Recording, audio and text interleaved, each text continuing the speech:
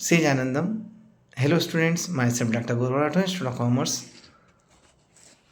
आज मैं आपसे बात कर रहा हूँ टीडीएस के बारे में। टीडीएस का भी एक सबसे आम सेक्शन जो कि है 194C, उसके लिए मैं बात करने वाला हूँ।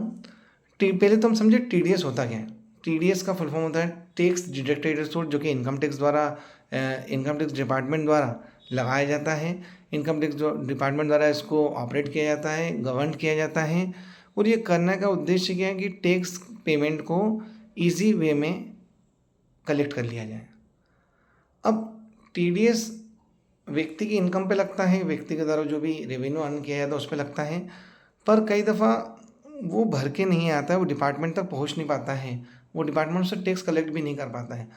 तो इसके कारण इनकम टैक्स का बहुत बड़ी क्वांटिटी, बहुत बड़ी मात्रा में, एक लार्ज नंबर में रेवेन्यू का लॉस होता था। तो इसलिए उन्होंने कहा कि हम जो व्यक्ति कमा रहा है, जो व्यक्ति इनकम अर्न कर रहा है, हम उससे नहीं लेंगे। हम लेंगे किससे? जो उस टैक्स, उस पर्टिकुलर ट्रांजेक्शन का पेमेंट कर रहा है।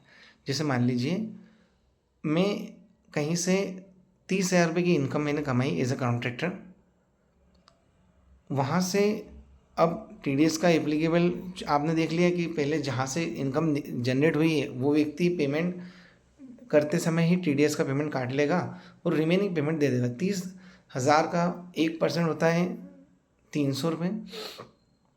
300 रुपये मेरे पेमेंट में से काट लिया जाएगा, 29,700 रुपये मुझे पेमेंट कर दिया जाएगा और 300 रुपये मेरे नाम से, मेरे पेन नंबर के साथ में टीडीएस डिपार्टमेंट को जमा कर दिया जाएगा। तो इस तरह से मेरे नाम से 300 रुपये टीडीएस डिपार्टमेंट में जमा होगा इनकम टैक्स में, और 29,700 रुपये मुझे रिसीव हो गए। तो कुल पेमेंट तो मुझे 30,000 हुआ, परंतु मुझे जो इन हैंड जो रिसीव होता है एट ए टाइम, वो होता है 29,700 रुपये।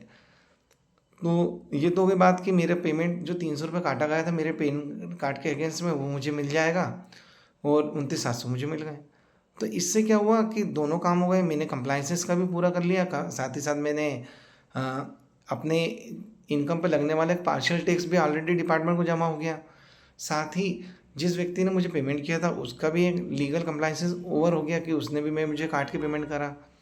अब बात करते हैं 194C किन किन चीज़ों पे होता है। पहला advertising, broadcasting, carriage and goods, passenger catering services, manufacturing, supply products using material supplied by the customer. ऐसी कुछ सर्विसेज, चुनिंदा सर्विसेज है जिन पे जीएसटी का टीडीएस का 194C सेक्शन एप्लीकेबल होता है। Says Anandam. Thank you student. अब मैं अगले पार्ट में आपको इसके 194C की और डिटेलिंग करेंगे। Thank you.